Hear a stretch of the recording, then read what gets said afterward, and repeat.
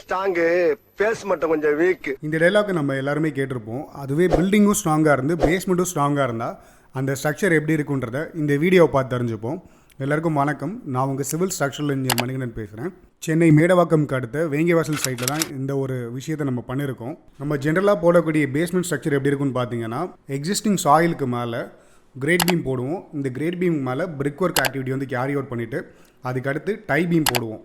இந்த usual basement பிரிக் work பதிலாக ஏன் ஃபுல்லுமே நம்ம கான்க்ரீட்டில் போடக்கூடாதுன்ற தாட்டில் என்டையர் பில்டிங்கோட பேஸ்மெண்ட்டையுமே கான்க்ரீட்டில் கேஷ் பண்ணலாம் டிசைட் பண்ணி அதுக்கேற்ற மாதிரி ஸ்ட்ரக்சரல் டிசைனும் பண்ணி இந்த சைட்டில் கான்க்ரீட் பேஸ்மெண்ட் ஆக்டிவிட்டியை வந்து எக்ஸிக்யூட் பண்ணியிருக்கோம். இந்த சைட்டோட பேஸ்மெண்ட் ஹைட் பார்த்தீங்கன்னா 3 அடி இருக்குது. இந்த 3 அடி ஹைட்டுக்குமே வீட்டோட ஃப்ளோர் பிளான் வச்சு எங்கெல்லாம் பேஸ்மெண்ட் பிரிக் ஒர்க் வால் தரணுமோ அதுக்கு பதிலாக கான்க்ரீட் பீம்ஸாக வந்து நம்ம இங்கே பண்ணியிருக்கோம். எதுக்காக நம்ம இந்த யூஷுவலாக பண்ணக்கூடிய ஒர்க்குக்கு பதிலாக இந்த ஒர்க்கை ப்ரிசைஸாக பண்ணுறோன்னு பார்த்தீங்கன்னா, சைட் அமைஞ்சிருக்கக்கூடிய ஏரியா வந்து வாட்டர் ஸ்டாக்னேஷன் அதிகமாக இருக்கக்கூடிய ஏரியா. அதுவும் இல்லாமல் ஸ்பெசிஃபிக்காக நம்ம பண்ணக்கூடிய இந்த சைட் வந்து மற்ற சைட் ஏரியாஸை விட லோவஸ்ட் பாயிண்ட். ஸோ இங்கே தண்ணி ஈஸியாக வந்து தேங்க ஆரம்பிச்சிடும். நம்மளோட பில்டிங்கை 2 விதமாக நம்ம வந்து டிவைட் பண்ண முடியும். ஒன்று வந்து மண்ணுக்கு கீழே இருக்கக்கூடிய ஏரியாவை சப்ஸ்ட்ரக்சர்னு சொல்லுவோம், மண்ணுக்கு மேலே இருக்கக்கூடிய ஏரியாவை சூப்பர் ஸ்ட்ரக்சர்னு சொல்லுவோம். இந்த மாதிரி ப்ரொலாங் ஸ்டாக்னேஷன் இருந்ததுன்னா சப்ஸ்ட்ரக்சரில் இருக்கக்கூடிய வாட்டர் சுவர் வழியாக நமக்கு சூப்பர் ஸ்ட்ரக்சரில் ஏறுறதுக்கான வாய்ப்புகள் இருக்குது.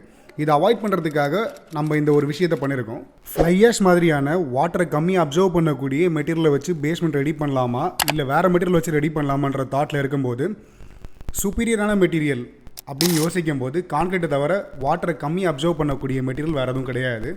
ஸோ அந்த மெட்டீரியல் வச்சு நம்ம ஒரு பேஸ்மெண்ட் ரெடி பண்ணால் எப்படி இருக்கும் அப்படின்ற ஒரு தாட்டில் நம்ம இந்த என்டையர் பேஸ்மெண்ட் ஒர்க்குமே பண்ணியிருக்கோம். நம்ம கன்ஸ்ட்ரக்ஷனில் யூஸ் பண்ணக்கூடிய மெட்டீரியல்ஸ்லேயே ரொம்ப சூப்பீரியர் அண்ட் டியூரபிளான மெட்டீரியல் பார்த்தீங்கன்னா கான்க்ரீட் தான்.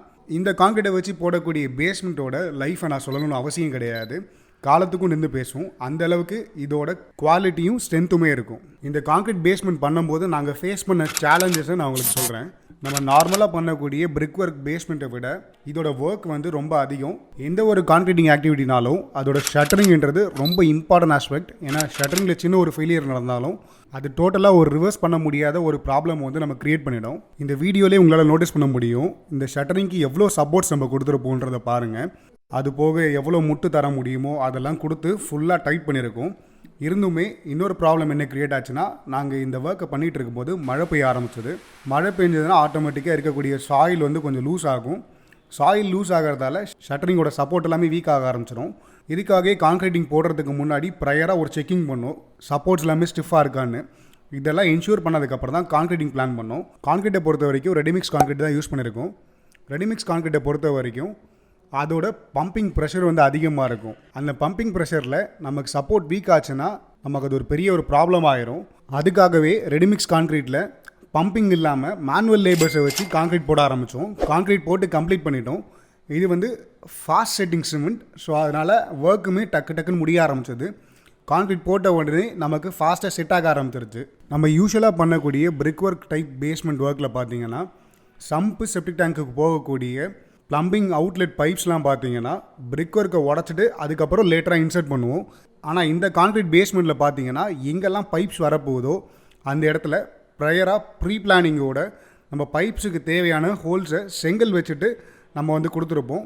டீஷட்டரிங் பண்ணி முடிச்சதுக்கப்புறம் இந்த செங்கலெல்லாம் தட்டி எடுத்துகிட்டு எங்கெல்லாம் ப்ளம்பிங் பைப்ஸ் தரணுமோ அதெல்லாம் லேட்டர் பார்ட்டில் நம்ம கொடுத்துருவோம்.